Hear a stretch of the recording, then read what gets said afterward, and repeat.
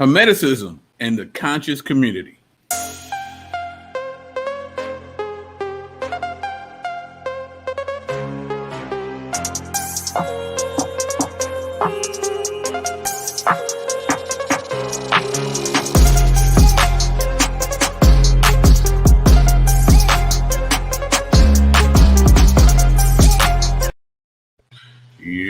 What's going on, party people? And the place to be, I go by the name of the BK Apologist, transmitting all the way live. New York is the city, Brooklyn is the borough. What's good? Happy Friday to everyone.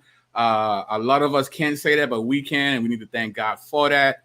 And of course, we gotta say what's up to the party people in the chat. Right off the bat, I see Bodega Lady Shining Mills in the building. We got Bim in the building, most excellent Theophilus. We got the real American Mr. Phil Fox. We got Honey Bun in the check-in. We got Adrian Jones. We got Laya C. We got JP, the most hilarious person you're ever going to meet in the UA. We got my man Bats, Built for Speed, is in the building. And as always, ladies and gentlemen, please, if you haven't already, like, share, and subscribe. Tell a friend to tell a friend to tell a friend that it's him again. And if you love what's going down here at the BK Apologist, you can show your love and support by giving a nice, sizable contribution. You know, sow a seed. No, I'm just playing. Just, you know, at PayPal, which the link is pinned on the top of the chat. And if you'd like to be a monthly supporter of BK, you could become a patron where you get an assortment of goodies that will enhance your daily Bible study. So, I think this is the first time I've went live this year. And of course, you know, I have to, you know, we're going to start with, you know, violence. And if we're going to do violence, I can't pick a better partner in doing this than with one of the sharpest people you will ever find in the UA, the bad boy of urban apologetics, MJ Jackson. What's going on, sir? What's going on? I wish that that we could you know, borrow the music. We some head busters. Sure indeed. So I wish that we could open up with that, but nah, man, it's Friday. Made it through a first work week of the year. Blessed to have a job. Just blessed. But at the same time, I'm here for a reason, and we're about to put the brass knuckles on. Pretty and much. we're gonna you're gonna be leaving Timberland prints on people's shirts. You know, me, you know, we were Air Force Ones and stuff like that down here. So, you know, Right. Force Ones prints on. Hey, you know, a little bit of both is cool with me. You know, it's all good. So, as many of you know, a lot of things that I deal with on my channel is the conscious community. And, you know, a lot of times when this community has critiques of Christianity, it usually comes within the flavor of, well, you guys are plagiarizing from ancient Kemet.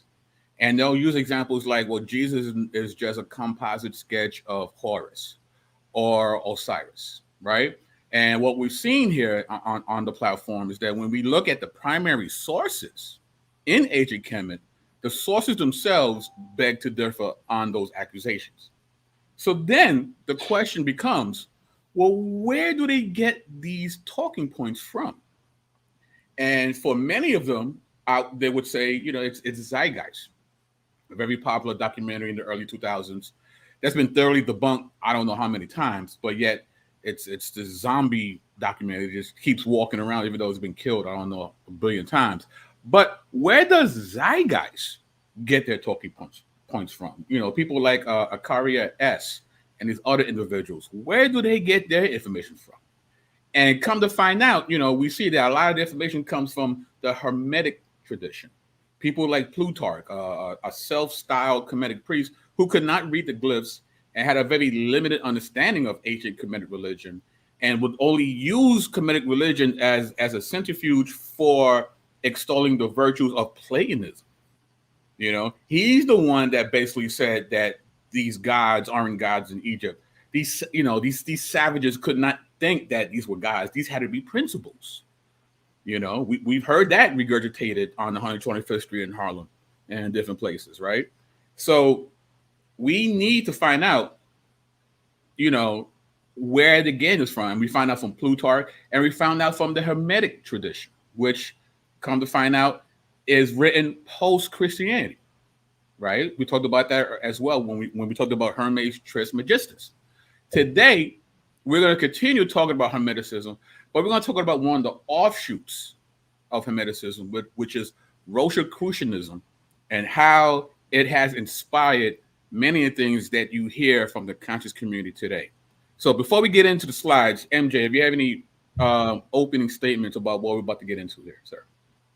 Yeah, I mean, like you said, we've been on this mission, and you've been so kind to invite me along for this road trip through the slums of Afrocentrism. And what we've been demonstrating is behind every rock, this is literally regurgitated pseudoscience.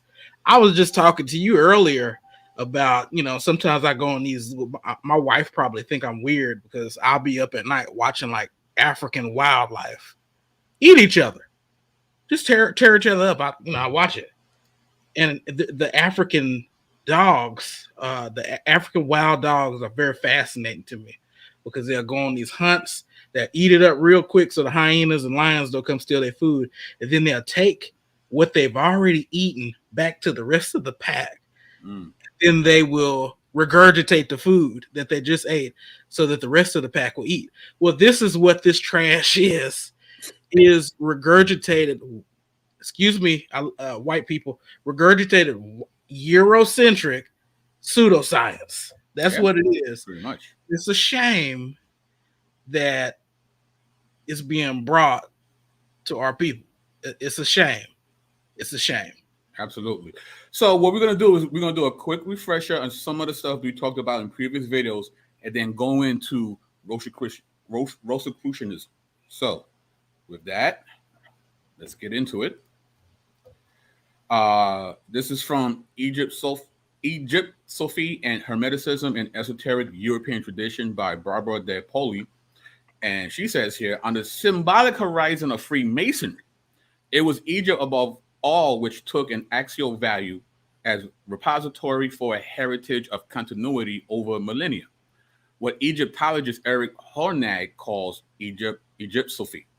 That is the fertile and heterogeneous complex of traditions which attribute to Egypt the source of every occult wisdom and knowledge, has remote origins deeply rooted in European culture, right? So Egyptophy wants to take all these esoteric and deep and Gnostic teachings and retrofit it back into like pre-dynastic Egypt. But the truth of the matter is, it's very much a modern ideal, right? So let's continue.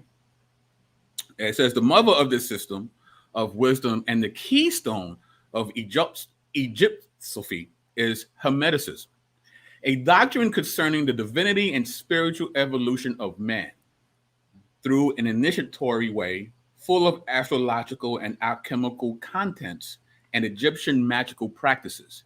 The home of the Hermetic tradition is considered to be Egypt, and its founder, Hermes Trismegistus, the Greek name for the Egyptian god Thoth. However, only a few doctrinal precedents of Hermeticism can be found in Pharaonic Egypt. Right, so people they self-style themselves with this doctrine as something being ancient, but when you actually look at the Hermetic library, their canon, if you will, you will see it has nothing to do with ancient Kemet at all.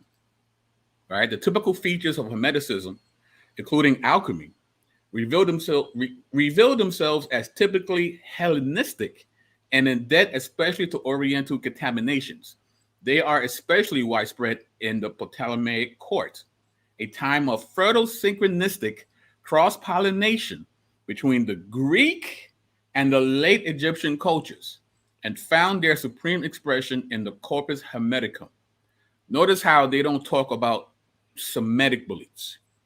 When they did the syncretism, they did not talk about Yahweh. And before I continue, brother, if you got some things you want to say before we keep it moving. Well, I mean, like I said, this is common with the practice of Hellenization. I know, right? I heard you stop breathing for a second. Thank you, Phil. I mean, this is what Hellenization is about. Now, like I said, we know that one group of people who resisted Hellenization was, the Jews living within Palestine at the time. But this is what happens. That's why you see the widespread use of Greek and things like that. So this is not uncommon, but it's just like you'll point out, and what we've been pointing out, that this work, the Hermeticum, is not ancient. It's not ancient. It's certainly, and I wouldn't care if it was older than Christianity, but it's not older than Christianity at that. But go ahead, sir. Yep.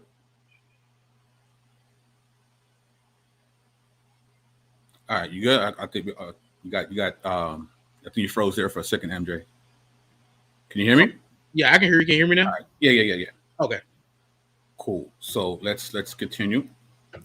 The Corpus Hermeticum and the Asclepius, traditionally attributed to Hermes Trismegistus himself, and hence deemed to be extremely ancient. The collections of dialogues which make up these works, considered to be the foundation of wisdom of the Hermetic and Egyptophical tradition of every age, but actually probably compiled in Greek in the 2nd and 3rd century CE, are substantially nourished by popular Greek thought, where one mainly finds strains of Plato, Aristotle, the Stoic, and the Gnostics, as well as Judaism, and probably some, Zoroastrian, little sprinkle of that as well. Unmistakable Hermetic allusions burst into the fields of art and architecture starting in the 15th century. It was, in fact, during the Renaissance that the Hermeticism met with its great fortune, and it was then that the Hermetic culture came to maturity, which would provide the decisive esoteric contribution to the establishment of 18th century speculative masonry. So a lot of the rituals that you find in Freemasonry comes from basically Greco-Roman cosplay fetish of ancient Egypt and not Egypt itself. All right. So the Blue Lodge, all these different lodges, a lot of them have gotten their rituals from fictitious literature. Okay. The earliest descriptions of academies for Egyptian priests with large libraries and art galleries, in fact, first occurs not in any ancient text, but in an 18th century French work of historical fiction, the 1732 novel Cephals by Abbé Jean Terrasson. Terrasson's novel was widely read. It had a profound influence on portrayals of Egyptian religion and later literature, such as Mozart's Magic Flute. So there's this historical fiction about this priest that goes to ancient Egypt and goes through a series of rituals to become enlightened. And people took this fictional novel and took large portions of it and used it in academia. But they knew it was fiction. Right? So it's very, very odd, but this is what they did. In 1731, classicist and philosopher Jean Terrasson published his only work of fiction, Cephals, History of Life from the Monuments and Anecdotes of Ancient Egypt. The novel, set 2 generations before the Trojan War, is a biography of the Egyptian prince Cephals that describes his education, his initiation into secret society of priests, his travels through Africa, and his eventual return to Egypt. Although the novel was initially only moderately successful, over the next century, 6 French editions were published in addition to 7 translations into English, German, Italian, Russian, suggesting that Cephals had a wide and varied readership. This is what would go for viral back then. This was a viral sensation. But everyone knew it was a fictional novel, though, at this time. But yet, later on, the Masons and these other secret societies would take their cues from a fictional novel. So the Freemasons, when they talk about ancient Egypt, they're talking about this. They're not talking about ancient Egypt. They're talking about a novel from a French guy. All right. Before we continue, MJ. Talking about a myth, and I'm using myth not in the not in a way that some of the ancients used to speak of truths that were real, but I'm talking about myth, that which does not correspond to reality. It was a fiction. The dude said it was a fiction. And somehow, some way, it made its way to the African American community, much like those wild dogs that I mentioned who go out and eat and come back and regurgitate trash that would what they hoped, I guess, would uplift the self-esteem of African Americans. Is this how you want to do it? Come on now. Right, right. And to continue on this novel here, it says the 18th century welcome works of fiction set in a hermetic or mystic version of ancient Egypt. Right, so there was a lot of works. This was hot at that time to make these fictions about ancient Egypt. Abbé Jean Terrasson, a priest and a professor of classical languages at the Collège de France, began this literary trend in 1731. He brought out a long novel in 3 volumes titled Cephals, a history or biography based on unpublished memoirs of ancient Egypt. The novel uses the literary device of claiming to be a translation of an old manuscript by a nameless Greek from the 2nd century AD. Terrasson, however, assures his readers that Cephals is fiction. He tells you in the book. He tells you. But he also claims it was based on authentic ancient sources. As a result, many people took the novel to be a reliably accurate historical account in a similar way to how Dan Brown's The Da Vinci Code, right? A lot of people look at the Da Vinci Code as some sort of academic treatise, and it's not. It's fiction. But it's written in a way where it looks like, they got some special, data, some special manuscripts that no one, that people have been hiding and now has come to the surface, right? Dan Brown's not the first person to do that. Mr. Terrasson did the same thing in the 18th century, all right? So, as they say, there's nothing new under heaven, right? So, MJ, you want to say something? The dude is telling you that it's a historical fiction, and I know we're about to get to everybody's favorite scholar, and this black man, George G.M. James, he does have some credentials. He should know better, right? He should know better. But I just want to point out that we had debates. Mary Lefkowitz debated John Henry Clark. It really wasn't a debate. I'm gonna be nice. Dr. Clark was very condescending and pontificating to her and to the gentleman who was on her debate team. And Mark Bernal, he was on the other debate. Now, here's the thing about Mark Bernal. I think there's some credibility to some of his work, but he doesn't make the claims that George G.M. James and some of the other folks make. And if you wonder who Mark Bernal is, Mark Bernal wrote Black Athena, and Black Athena Writes Back. And basically, one of the theses of his work was there was some cross-pollinizations over there in the A&E or the Middle East, whatever you want to call it. Mm-hmm. But he's not saying the same thing as the pseudo scholars. He's not at all. Right. And he wouldn't use a source that claims to be fiction. They would have been kicked him out of Cornell. These are facts. All right, let's continue nerding out here. The impact of Terrasson's novel on the popular image of Egypt was far greater than the truly scholarly works that were being published during the 18th century. Freemasons in France used Cephals as a handbook for creating their own Egyptian-sized rituals. They took a fictional account and decided to create their rituals based on Marvel Comics, basically. Right? So the source of their inspiration was like Stan Lee from Marvel Comics. You know, and today we know thousands of people who are part of these, secret societies thinking that they are partaking in some sort of ancient ritual.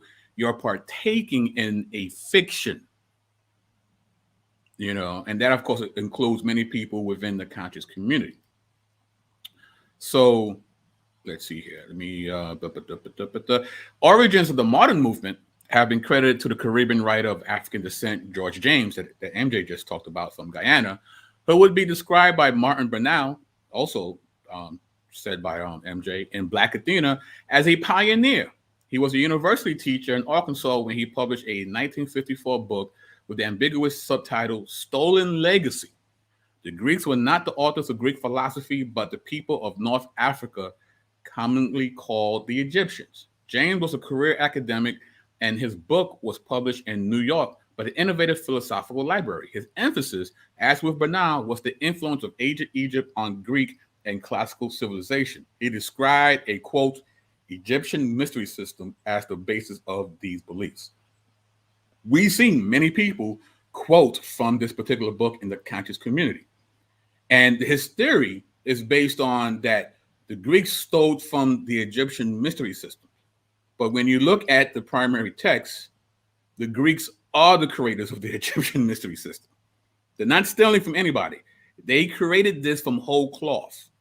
This is not from Egypt at all. This is not an authentic African religious practice.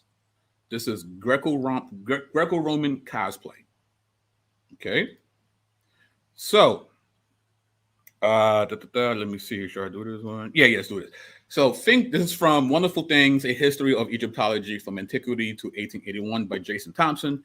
He says here, Finkel published his translation of the Corpus Hermeticism in 1471. So avidly was it consulted that it appeared in 8 editions before 1500 and was widely reprinted and translated thereafter. Besides translating the Hermetic Corpus, Fictional also commented on it, asserting that Hermes was a contemporary of Moses, and though a pagan, was a prophet who foretold the end of the old religion and the coming of Christ. Thus, the compatibility of Hermeticism and Christianity was maintained.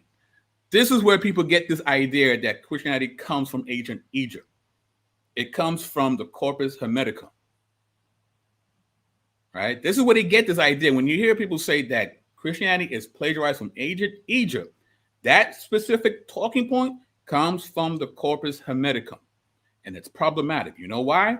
Because it was once assumed that Isaac Casaubon's textual analysis of the Corpus Hermeticum in 1614, peep the date, 1614, which conclusively demonstrated that the corpus was not a work of remote antiquity, but of early Christian era, ended the influence of Hermeticism. But that was not at all the case. Right? Isaac Casaubon was writing a treatise against the Counter-Reformation, and in doing so, did a scathing critique on the Corpus Hermeticum. And because he knew Greek and he saw how it was written, it was clearly shown that this was written post-Christianity, not pre-Christianity. And not only that, Mr. Hermes Trismegistus is also a fiction. All right? This was debunked 17th century. Okay? This idea that Christianity comes from ancient Egypt, no. Who said that? The Corpus Hermeticum. And when was that said? After Christianity was established. Okay? MJ, your thoughts?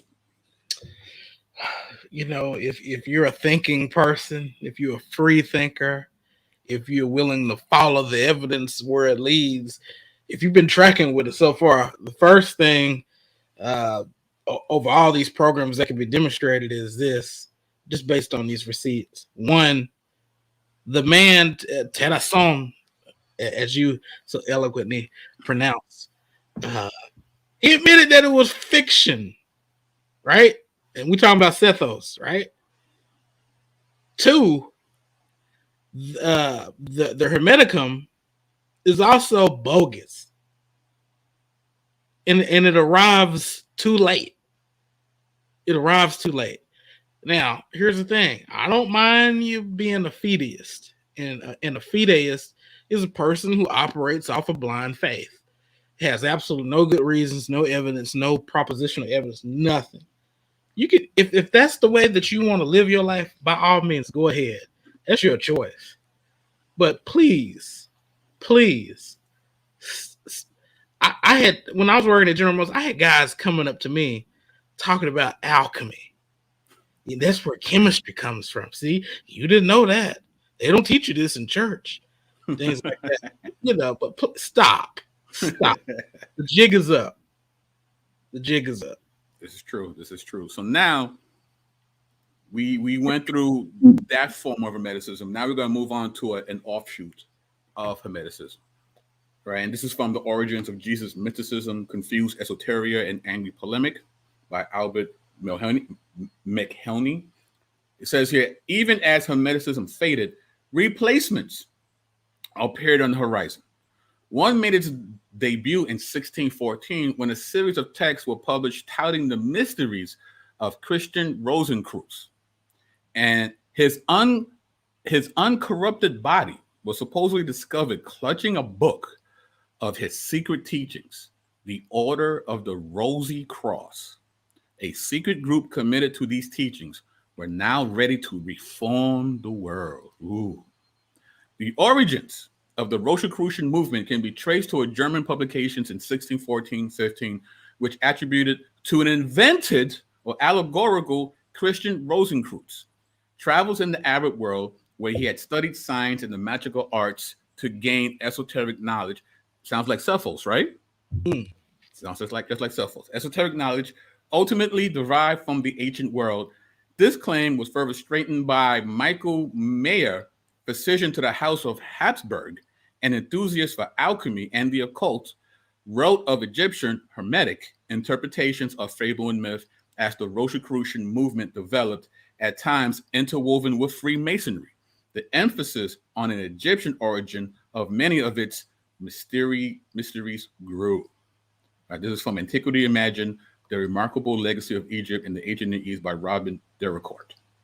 All right. The entire account of Christian Rosicrucian was fictional. He never existed. There was no Order of the Rosy Cross. And the story was partly based on a satirical work by Torino Bussolini. Again, fiction. Right? Tres Magistus, that dude didn't exist. This Rosicrucian dude? No, fictional. He never existed. But they knew that at that time. But yet people are using these fictional accounts to create this society called Rosicrucianism. Right? So now we're going to read from Everett F. Belea about one of these particular writers of Rosicrucianism. And MJ, I'm going to let you read this one. You see it? Oh, I think we lost MJ. All right. That's okay. Oh, MJ, you good? Yeah, I was looking for a book by Wayne Chandler, just to demonstrate how this, the craziness of this. But go ahead. I'm sorry. Actually, MJ, if you could read what's on the screen right now. Okay. And this is by Everett F. Bleeler. Yeah, that's good.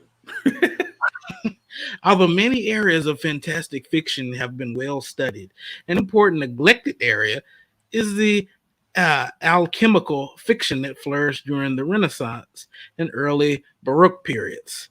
A literature of wild typological variety, ranging from pretended historical accounts presented with verisimilitude to total fantasies and dream narratives. It is in this sense an aberrant sort of science fiction, since it was based on generally accepted science of its day, or physical alchemy, which had a rational basic theory and accepted laboratory procedures as principal states. Transmutation was supported by the most sophisticated chemical theories of the day. Just as modern science fiction, according to some definitions, has its background in extrapolation or distortion, a fantasizing of the science of our day.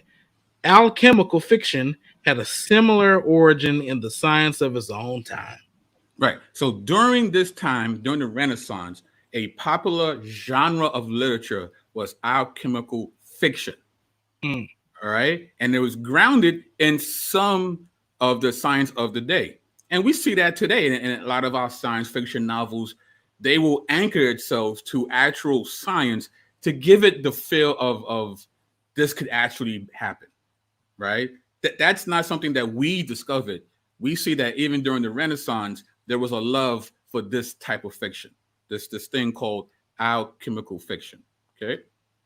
One of the most interesting of these alchemical fantasies is The Chemical Wedding by Johann Valentin André.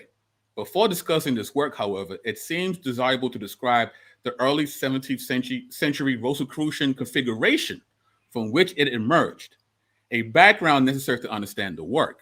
During the second decade of the 17th century, one of the most successful hoaxes in history took place. Two short anonymous documents were printed that caused a fervor and still have resonance, right? It's the Fama Fraternitatis, wow, des Lobbegin Orden des Rosicrucians, and the Confessio Fraternitatis. The foundation documents of the Rosicrucian phenomenon. These were hoaxes. But these two hoaxes, these two books, is the foundation of what we now call Rosicrucianism. All right, but let's keep going. Let's keep going. Behind the powers of the secret fraternity lies an etiological, artificial biography and history related to the Fama. In the 14th century, according to this fiction, C. Rosenkreutz, a young German monk of noble family on a pilgrimage to the Holy Lands, just like Cephals, right, was sidetracked into the further Muslim world. At Damar in Arabia, he studied secret sciences. That phrase, secret sciences, keep that in mind. All right, we're gonna get to that later on. For several years, then went to Fez, where he learned the Kabbalah. The Kabbalah. The Kabbalah. Returning to Europe, he tried to share his knowledge, but was ridiculed and rejected. Not discouraged, Rosenkreutz devoted his knowledge to healing the sick and aiding the poor. After a time, he founded a small fraternity devoted to research and charitable work. Like the Jesuits, as many people think that we work for the Jesuits, its members adopted the ways of whatever place they were working in. A comment in the Confessio about their unobtrusiveness was taken by contemporary readers to mean that the brethren would become physically invisible. Ooh. Rosenkreutz, according to the fiction, died in 1484 at the age of 106. His burial place was soon forgotten, but he had predicted that it would be found in 120 years, as in 1604. His tomb held marvels, including an ever-burning lamp and books of great power, among which were the 3 books by the Paraclese. Now the order was ready to share its knowledge with the right persons. From 1617 on, he attacked the Rosicrucian phenomenon strongly, even devoting one satirical work, Todes Babel, to it.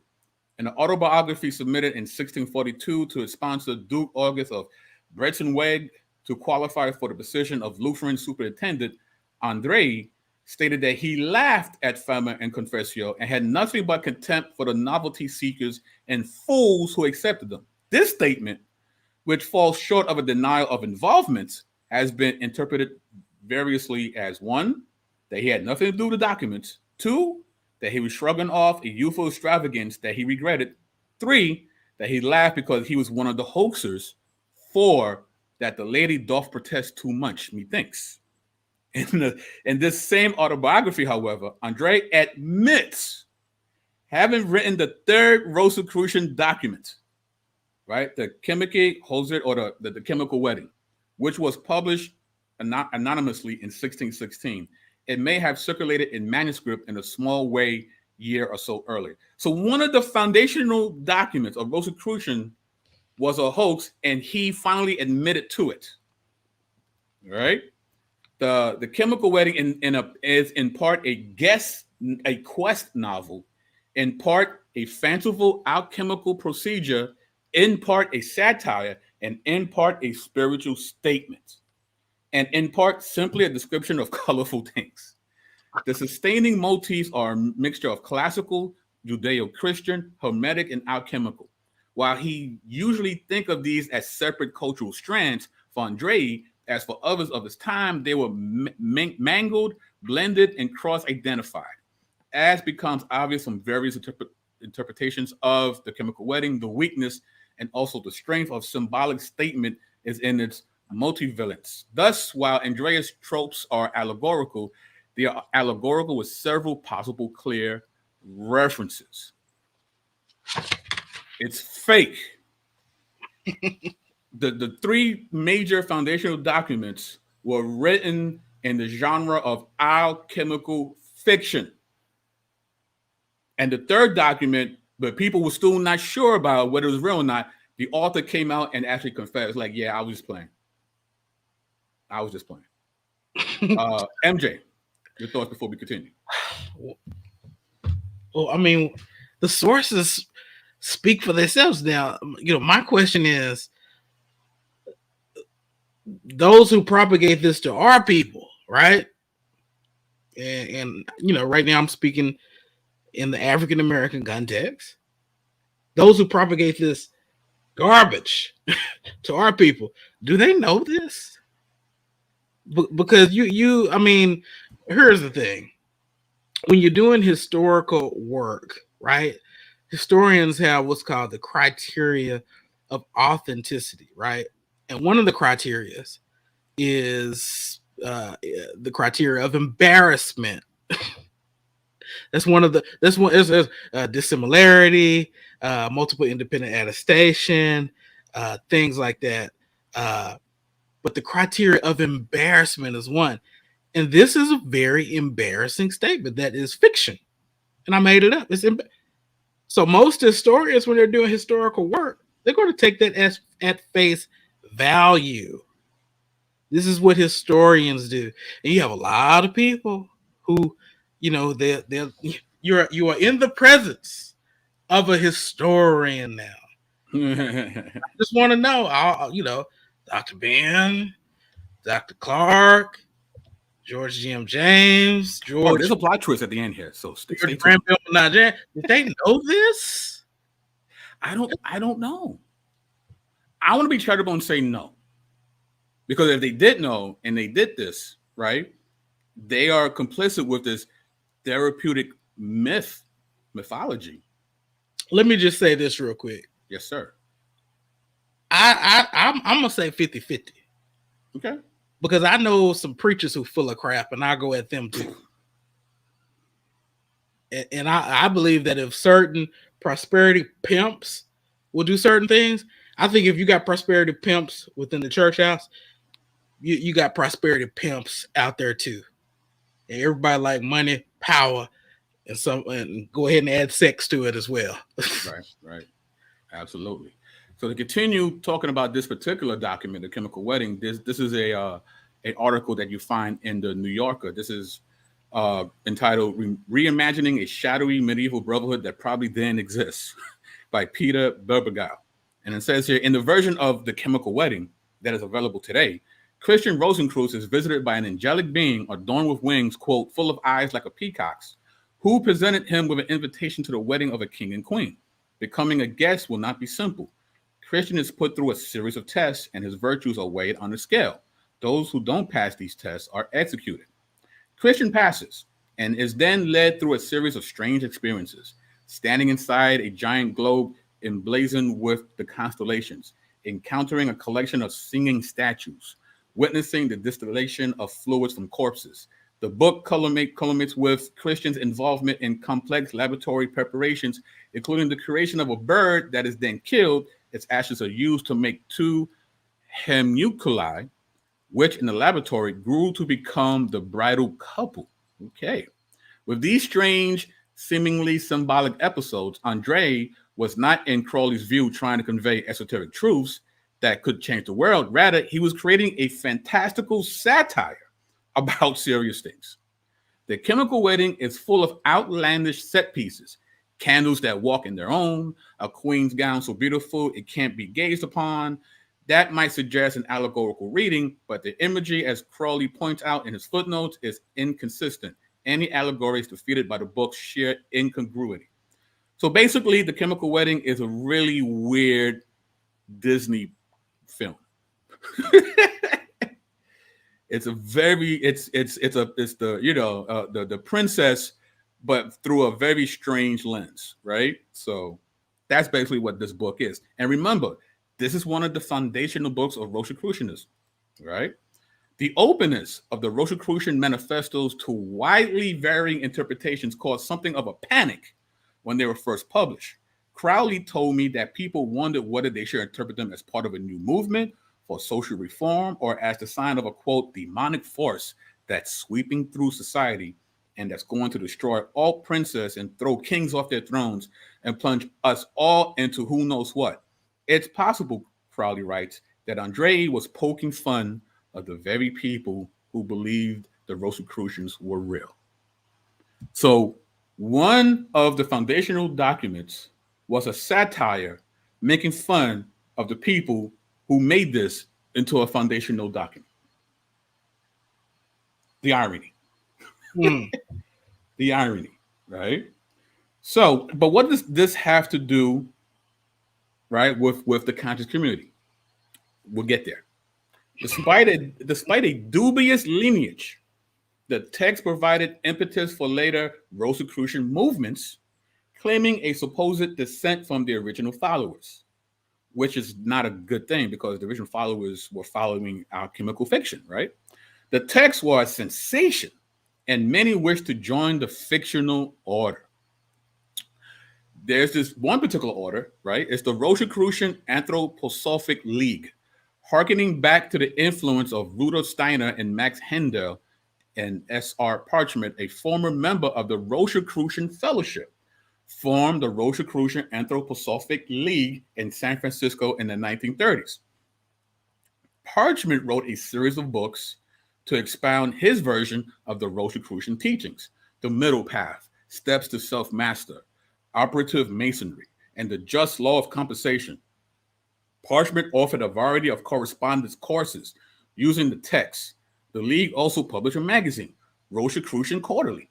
The occult basis of the League is spelled out in its objectives: investigate the occult laws of nature, the superphysical powers of man, promote the principles which will eventually lead to the recognition of the truth of the universal brotherhood of man without distinction as to sex, creed, race, or color, acquire, disseminate, and exemplify a knowledge of spiritual truth as given by the world by the elder brothers of the White Lodge. This is from Rosicrucians and the Cosmic Masters, Ana Nokai. So you have this Rosicrucian fellowship that evolved into the Rosicrucian Anthroposophic League, right? Keep that in mind. Let's keep reading. Study and teach ancient religion, philosophy, and astrology in the light of modern needs. Encourage the study of science and art in the hope that religion, art, and science, which are a veritable trinity, the equilateral triangle which was always been used as a symbol of the divine, may again be recognized as portals through which egos must pass in attaining to the mastery of self, right? Knowledge of self, right? We hear that a lot, right? No, I wonder where that comes from. Mm-hmm.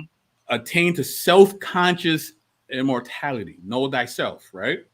Which is the crowning feat of evolution. Like Handel, Parchment had a prime interest in astrology and wrote an astrological classic, Astrology, Mundane and Spiritual.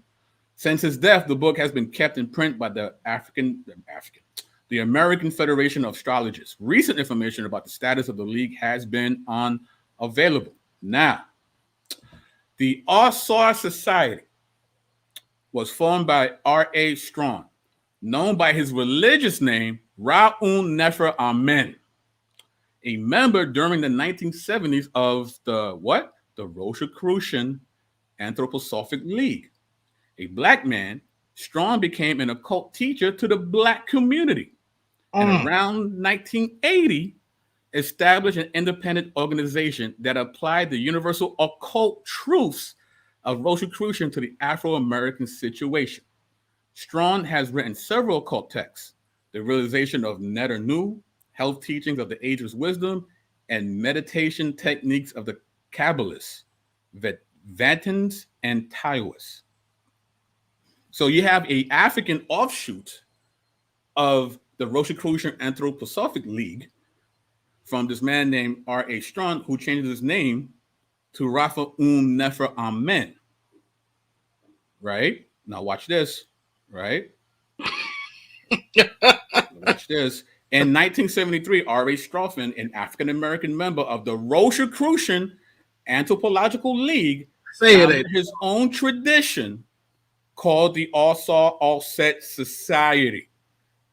Rosicrucianism, a society related to the Hermetic order of the Golden Dawn, claimed to be descended from 18th dynasty Egyptian priests.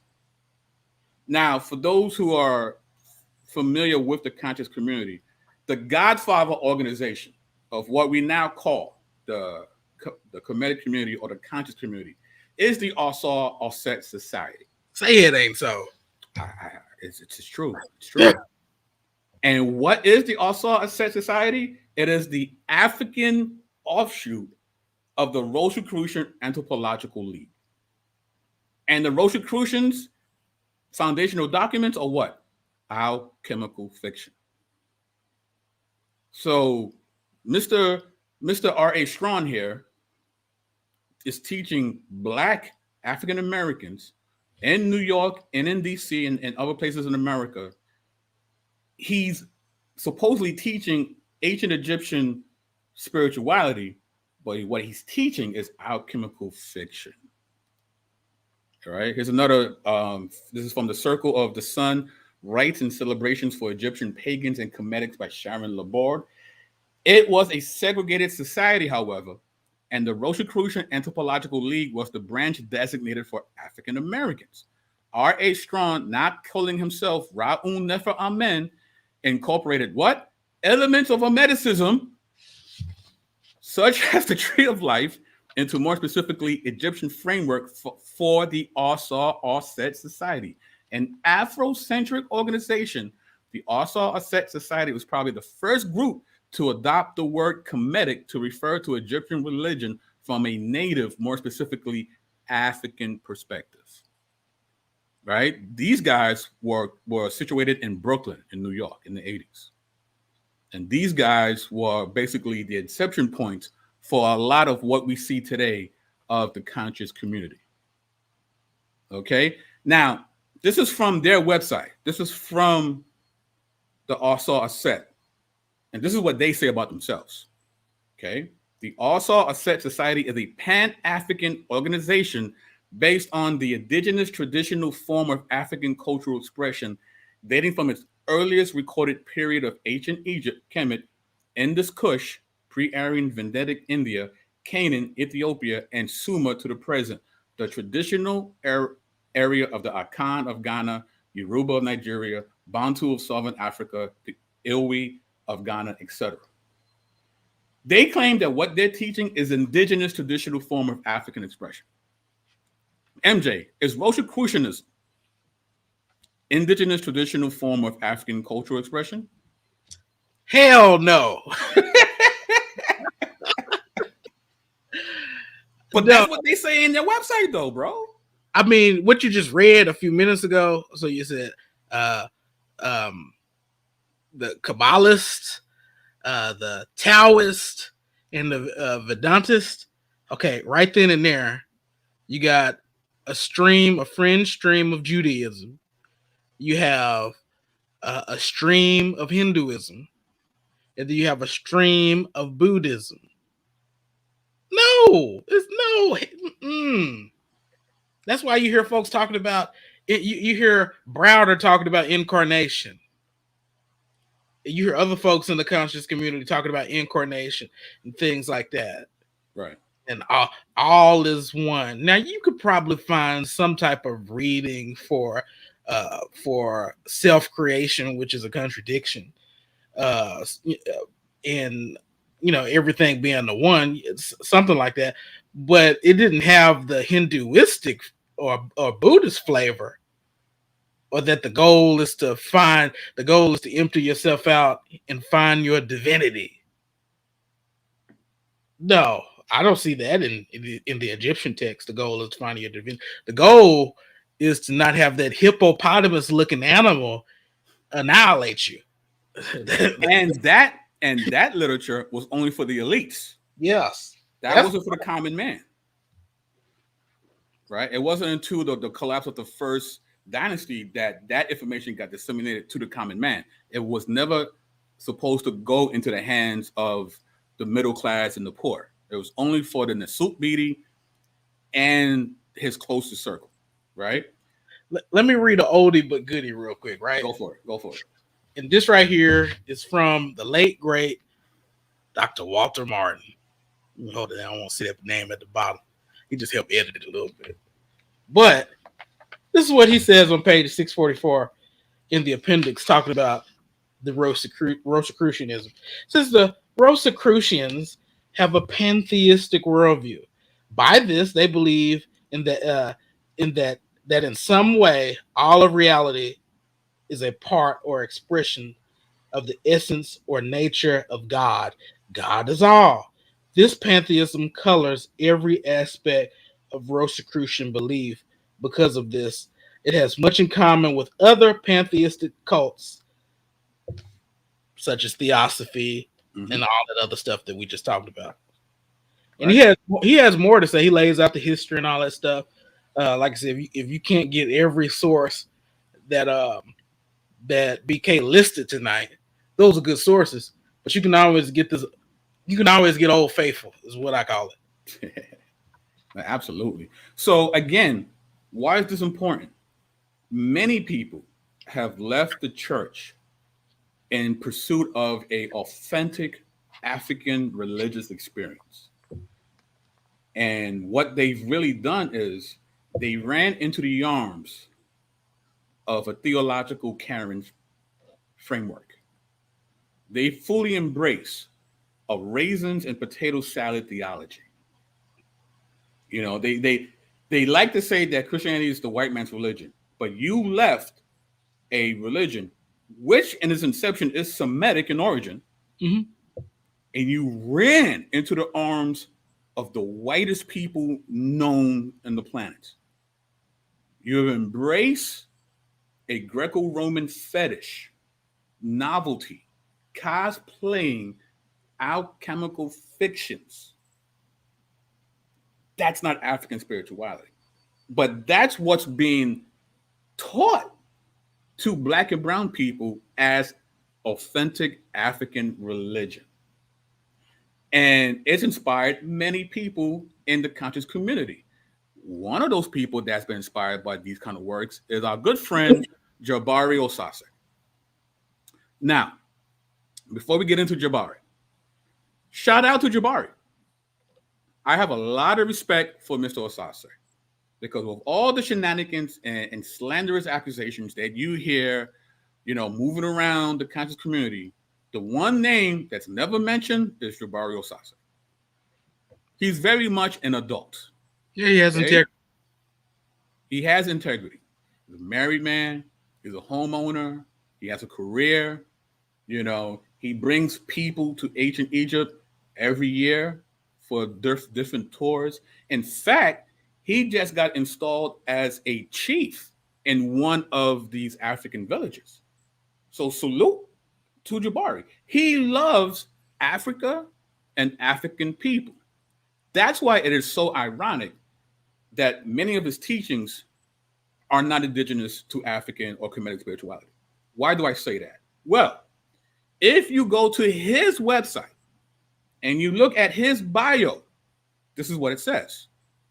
Jabari Osaze has studied African Egypt, ancient Egypt, for nearly 25 years, focusing primarily on the areas of philosophy, esoteric symbols, and sacred science.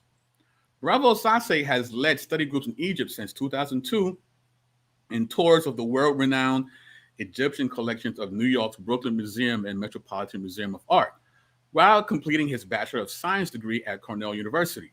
Bravo Osaze's studies led him to the monumental works of who? Ra'un Nefer Amen. and R.A. Shotwala de Lobos. He began focusing on the practice of ancient Egyptian Kemetic ideal. Now, who's the second guy? Well, you can learn about him from his memoirs called Alchemy, a memoir, hermetic, occult, political, and private aspects of R.A. Shawala de Lobos. So two of the monumental works that inspired our good friend Jabari to be a Kemetic or priest has nothing to do with ancient Kemet. It has nothing to do with ancient Kemet at all. The things that have inspired him are alchemical fictions from the Renaissance era. The chemical wedding. It's not ancient Egyptian. Uh-oh. It's not. Jabari's a good dude. And again, listen, Jabari's a good dude. I like Jabari. Yep. You know, when the UA wanted to have a debate against the Kemetic community, it was Jabari that stepped up, who went to Philly, who went to Doc Mason's church. Put on his red and black. Yes, right. Got on that stage and went 3 rounds with Dr. Vince Bantu.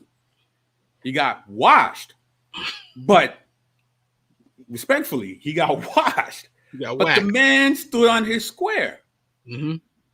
And he caught heck from his community for taking the debate. Mm-hmm.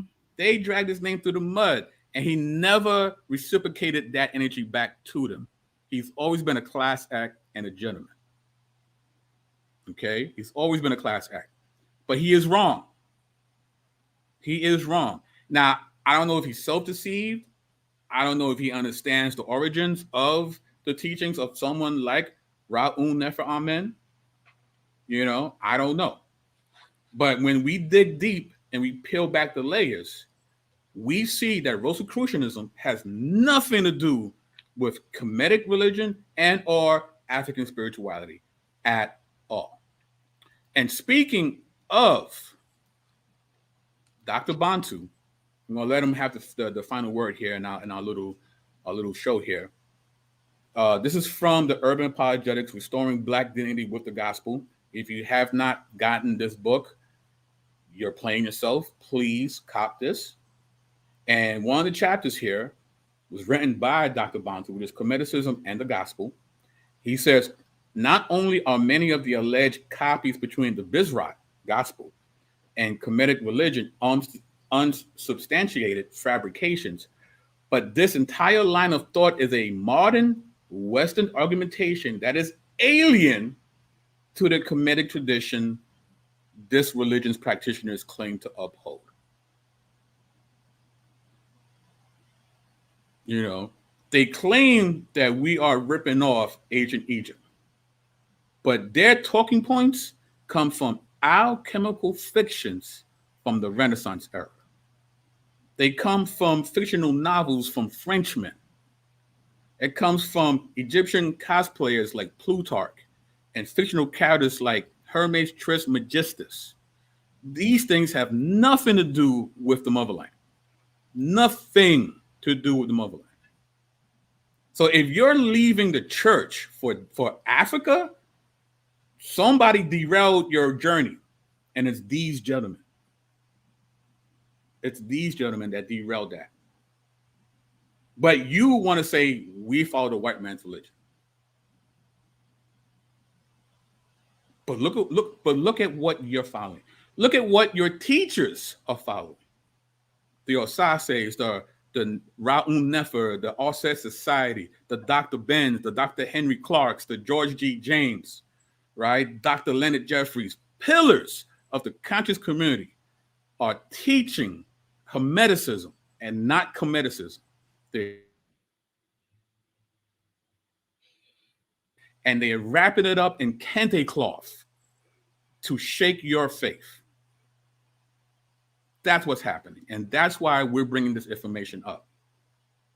If you left the church for some kind of African affirmation, you have been played, my friend. You have been played. You want an African religion? Come to Christianity. We've been there since day one. You know, check the history. We've been there since day one. You want authentic African religion? Come here. Come back to the church. Come get this gospel. Come back. And for those who might be teetering, I hope these type of videos will help you to see that your faith should not be shaken. When these people say it's a rip of ancient Hermeticism, it's not. Their talking points come from alchemical fictions of French and Greco-Romans from the Renaissance and the early Roman Empire. Post-Christianity, not pre-Christianity. MJ. Yeah. Romans 1 talks about how God's wrath is revealed from heaven against godlessness, that's sin against him, and unrighteousness has to do with sinning against each other, injustice, and so on. It's revealed, and Paul goes on to talk about how God has made himself known. And in verse 19 it says, since what can be known about God is evident among them because God has shown it to them, for his invisible attributes, that's his eternal power and divine nature, has clearly been seen since the creation of the world, being understood through what he has made. So in a sense, God has revealed himself through creation as general revelation, and he's also revealed himself through special revelation, and also another special class of revelation, that being the life, death, and resurrection of Jesus. But something happened. Something happened in verse 22. He says, claiming to be wise, they became fools. And so you have a lot of people who think they're smart and think that they're bringing something that nobody else knows. But like you said earlier, there's nothing new under the sun. And so what happens is people exchange the truth about God for knockoffs all the time. And what happens is they become fools. And that's also one of the greatest proofs that Christianity is true and the Bible is true, is the fact that those who reject it end up in embarrassing situations like this. And so we just have to point out that somewhere along the line, just like they said just like Paul says in verse 25, somewhere along the line, truth has been exchanged for a lie. Somewhere along the line, truth has been exchanged. And what we've sought to do is red pill you tonight. Give you a good old red pill that you don't have to embrace pseudo scholarship and falsehoods just to have dignity. Your dignity lies in the hands of the Creator, who has revealed himself and made himself known in history. And so just like BK said, you can come on back home. Come on back. Thank you, Benjamin. Definitely appreciate the love. There's a question here. Why do hoteps get smashed so thoroughly with this info and still subscribe to it? What are their clapbacks? Do they ever break down your videos, BK? The only person that made an attempt to do so was Shaka Amos. And it didn't go well for him. So, you know, it just didn't. He, you know, and I wasn't even refuting his material. He came for the whole UA. He was going to do a whole series called Urban Apologists and the Lies That They Tell. And he did his first episode, and me and Adam Coleman, we responded, and he's never responded to that. And it's been more than a year. So he's the one that's come closest to wanting to deal with my information. No one else has, from my knowledge, has ever did a video in response to what I've been teaching on my platform.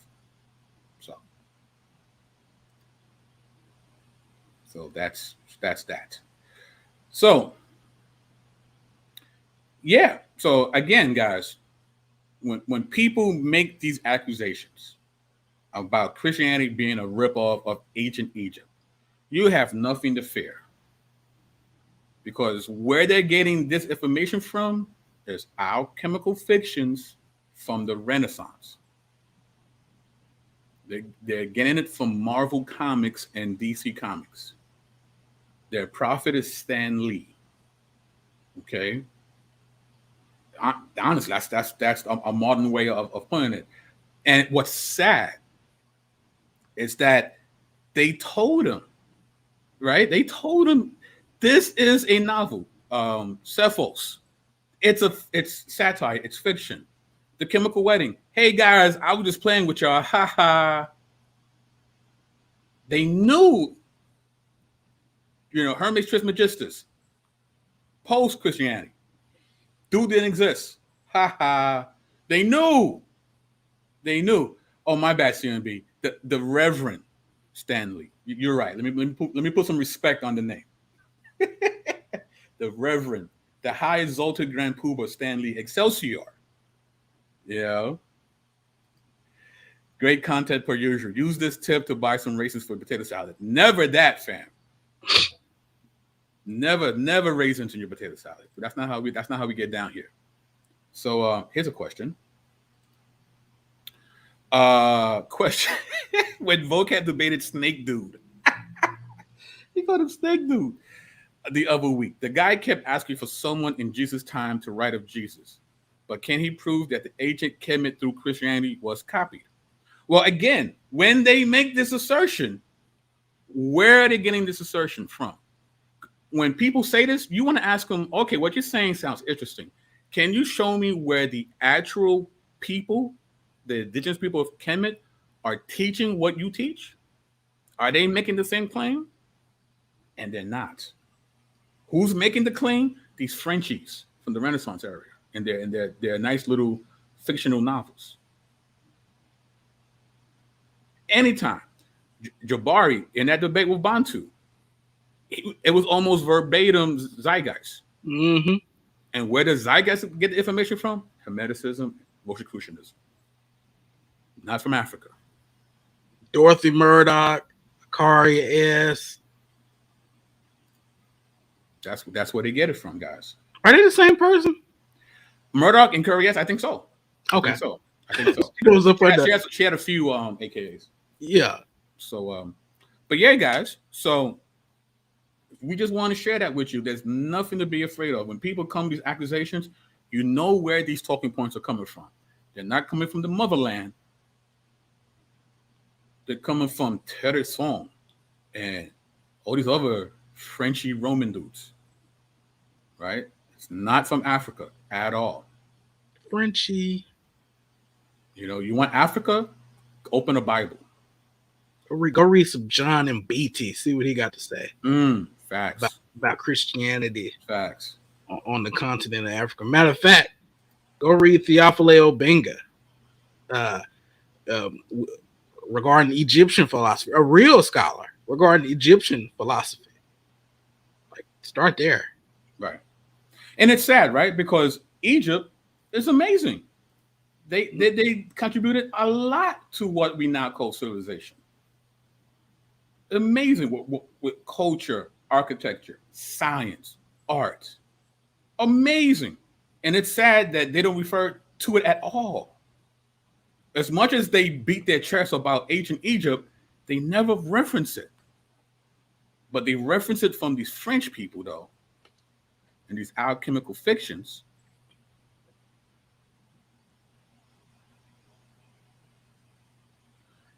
Michelle Turner. So me in the museum pointing at stuff isn't a primary source of Hermeticism.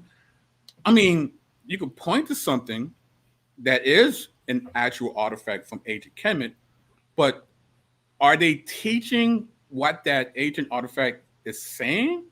Or are they, as MJ said, regurgitating the tired old Hermetic talking points while pointing at a primary source of Hermeticism? You see, they like to do the whole little shuffle. You know what I mean? So, big up to Monet. What's going on, sis? So, yeah. So, any other questions before we get out of here? My man, Adrian Jones. De La Pseudo. Pretty much. So, do they know what ancient Kemet was like? Well, the actual scholars, yes, they do. They do. Once the glyphs were deciphered in what, the 17th century, and they were able to actually read the primary source for the first time, they realized that a lot of stuff that they were saying was true was not, and that there was a split between the Egyptologists and the Egypt solstices. The Egypt solstices loved the fairy tale, and they kept regurgitating the fairy tale. And unfortunately, a lot of people who claim to be Kemetic regurgitate the fairy tale as opposed to the actual data of the glyphs. So, well, they did show us the relics they left that became the entrance of the theme park ride in Singapore. Inside joke. I don't know if you guys know about. Man, that is hilarious. Yeah. The scholar and writer of Egyptomania says this on page 10. The polite term is alternative Egyptology, but irritated mainstream Egyptologists sometimes prefer the definitely derogatory pyramidiots. He called them what? Pyramidiots. Wow. Wow. Yeah, the actual scholars laugh at the That's what he called the Egyptosiphus. Wow. Jeez. Yeah, you want to see an actual scholar laugh at these dudes? Go watch a Dr. Folk video. That dude will laugh his bad. It's crazy. And big up to Dr. David Folk. If you actually want to talk to an actual Egyptologist, please subscribe to his channel. He's been on my show plenty of times. Good dude. And he's been to Egypt, but not as a tourist. He's done field research. He's written papers. He's an actual scholar. You know what I mean? So, you know what I mean? Yeah, Doc. Yeah, he be cracked. Yeah. I'll be showing him the videos from the conscious community. He's like, they don't really believe this, do they? I'm like, yeah, bro, they do. He be dying the inbox. You know? Oh, yeah. MJ's a beast. Stop. No, it's true. MJ's a beast, man. Wow, are you kidding me? A Hotep told me that when Melly Mel says Ra, it was comedic callback to Ra, the sun god reaching. Oh, you kidding me, bro? Wow, Ra. Oh, that's rich. That's rich. But you know, I just want to say that, look, man. I mean, if anybody been watching the last 3 videos, that I think me and you done 3. This is number 3, right? I think so. Yeah. If you've been looking at the last 3, we've connected the dots, and this is good scholarship. The only thing I don't see anybody rebutting anything that's been said here, right? What I do sense that could happen is a bunch of rhetoric, a bunch of filibustering, because we like a good show. I'm saying, black people, we like a good show. Sometimes we do. We like a person who can entertain, and some folks call it edutainment. Yep. But I mean, if anybody got something to say about the last 3 videos that we've been doing, deal with the evidence that's been produced. Deal with it, and you know, saying Jesus is a copycat of Christianity, that's not dealing with it, because we've debunked that several times. And I'll get around to vocab's debate with Mr. Snake Man soon. What's his name again? Tahuti, aka the Snake Man. But before we go, man, soon. I mean, you just mentioned that review that when are you doing that review, bro? All right, I'm shooting for Sunday. This Sunday, what time? Not for Snake Man, but for Unc first. And then next Sunday, I'm gonna shoot for Mr. Snake Man. Sounds good. CMB the jokes. It's a Pantor. Leave Papa Shango alone, man. Leave Papa Shango alone. Papa Shango. So with that, man, any last words, MJ, before we out of here, bro? Well, I've enjoyed red pilling these people. And I'm praying for a bunch of them. because I like these guys. I think they're sharp. I'm praying for them. But, as a Christian, we know that God is the one who has to move and work on folks. We're just doing what we're supposed to be doing, which is to give an answer and also tear down strongholds. But we know that the Holy Spirit is the one who moves and convicts and convinces and things like that. And so, we're just presenting this as a sacrifice unto the Lord, hoping that he can use our meager efforts for his glory. Amen to that. And with that, MJ and BK signing off. Catch you later. Peace.